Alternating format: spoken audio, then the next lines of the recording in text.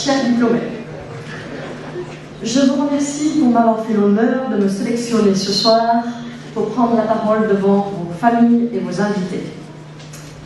Il vous a fallu faire preuve d'un grand courage et de beaucoup de bon sens pour me choisir. Courage parce que vous saviez que je ne ferais pas un éloge de vous dithyrambique. Ceci dit, vous pouviez subodorer qu'il ne serait pas non plus sycophante. Je vous explique pas ce que ça veut dire. Courage, c'est une belle qualité, mais le bon sens également. Vous avez découvert, en me fréquentant pendant quelques années, que ma spécialité, ce n'était pas l'humour.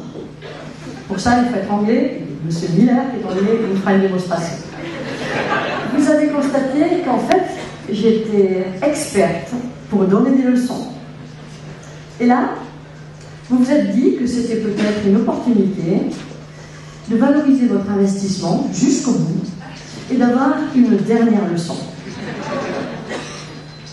Voilà.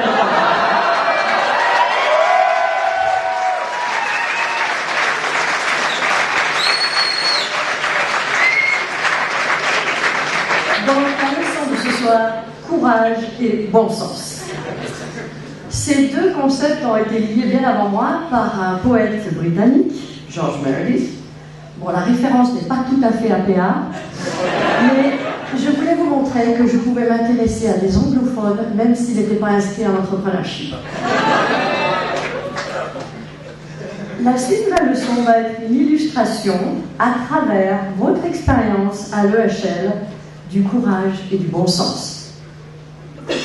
Courage et bon sens, il vous en a fallu beaucoup quand vous êtes arrivé à l'MP pour exécuter des tâches pratiques avec entrain et motivation, alors que vous avez l'habitude chez vous de les exécuter au mieux en rechignant.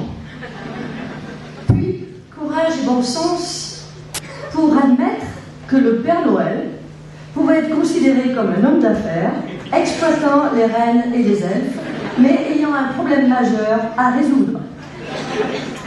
Courage et bon sens pour, lorsque vous aviez la chance et le plaisir d'être sélectionné pour présenter la correction de l'exercice en marketing devant 100 de vos camarades, il fallait admettre que c'était difficile de voir en face, sans père Dieu, ravi de ne pas être à votre place. Courage et bon sens quand vous êtes arrivé en Boss 2 et que vous êtes trouvé face à un dilemme vraiment très important. D'un côté, le guide management et l'hébergement, de l'autre, le food and beverage et la semaine de concept.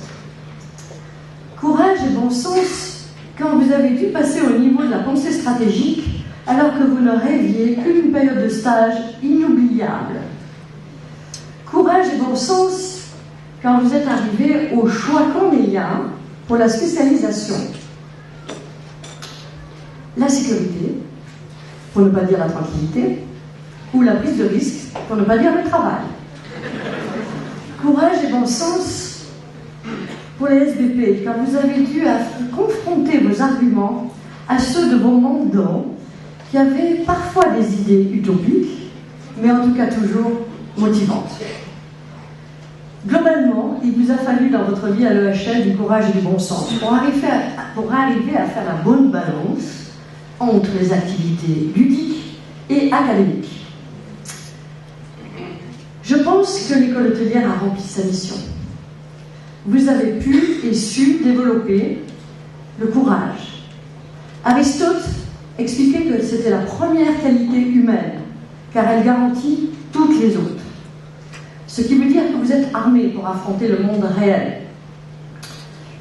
2010 pourra être plein de choses. Pourra être le bicentenaire de la naissance de Chopin, l'année de la biodiversité, je ne sais pas si vous savez, mais c'est 2010.